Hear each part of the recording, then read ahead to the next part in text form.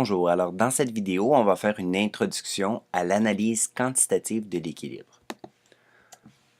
Alors on se rappelle que une des conditions essentielles pour avoir un équilibre chimique, c'est que la vitesse de transformation des réactifs en produits, qu'on appelle la réaction directe, doit être égale à la vitesse de réaction des produits en réactifs, qu'on appelle la réaction inverse. Vous avez un petit exemple ici. Bon, c'est des fourmis, c'est pas de la chimie, mais ça donne une petite idée visuelle. Alors, pour la loi de l'équilibre, supposons une réaction hypothétique A, qui est le nombre de moles de A2 gazeux, plus B, B3 solide, en équilibre avec C, C2 gazeux, plus D, D5 liquide, et E, E7 aqueux. Mes lettres minuscules, c'est mon équation équilibrée. Selon la loi d'action de masse, l'équation de vitesse de transformation des réactifs en produits, donc cette réaction-là qui est la vitesse directe, est égale à une constante que j'ai appelée K1. J'aurais pu lui donner un autre nom, mais c'est une constante. Multiplié par A2 exposant A, j'ai pris A comme substance puisqu'elle était gazeuse, donc peut avoir une concentration. Et on se rappelle que le nombre de moles, c'est notre exposant. Maintenant, si je fais l'équation inverse ici, pour l'équation de la vitesse de la loi d'action de masse, alors c'est comme si mes produits ici devenaient des réactifs, donc je vais l'appeler V2 pour ne pas la confondre avec l'autre, est égal à une constante K2. C2 exposant C, je peux le prendre parce qu'il est gazeux. Attention, D5, je ne le prends pas, il est liquide. Un liquide n'a pas de concentration, c'est une substance pure. Et finalement, E7 exposant E. Si je me fie à ce que j'ai dit tantôt, c'est-à-dire que la vitesse directe égale à la vitesse inverse, je peux donc faire une comparaison et dire que K1, concentration de A2 à la A, est égale à K2, concentration de C à la C, fois concentration de E7 à la E. Maintenant, on va mettre nos constantes du même côté. Bon, pourquoi j'ai fait le rapport K1 sur K2, on le verra un petit peu plus tard.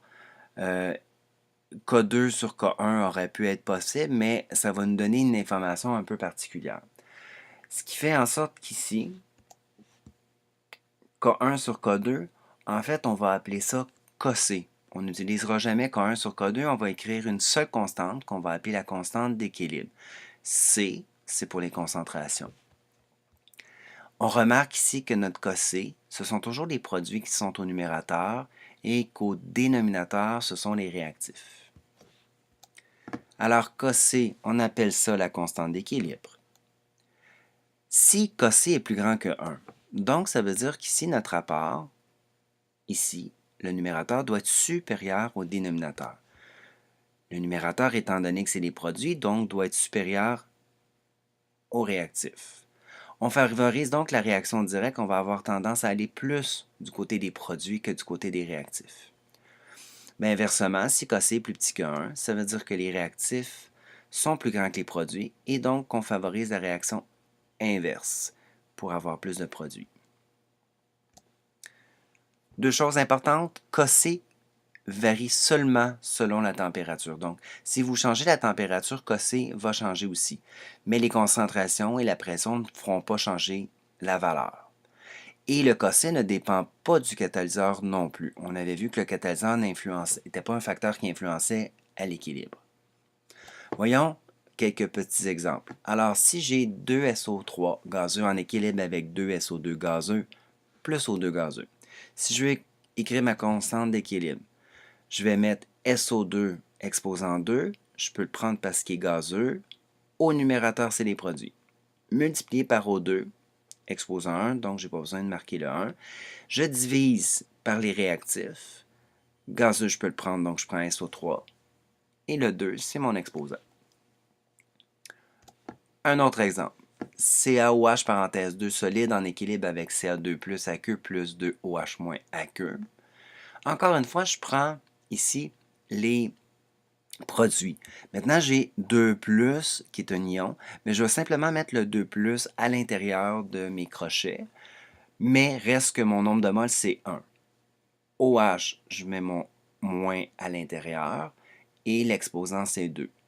je ne diviserai pas par rien puisque mon réactif est solide, ça ne peut pas avoir une concentration. Dernier exemple, une réaction hypothétique. Alors, B, je peux l'utiliser parce qu'il est aqueux, exposant 4. D, je ne l'utilise pas parce qu'il est liquide. E, je peux l'utiliser parce qu'il est gazeux. Et je divise par A, exposant 2. Je ne prends pas le C parce qu'il est solide. Alors, voici pour l'introduction. Ça va impliquer des calculs stoichiométriques, entre autres, qu'on verra dans les prochaines vidéos.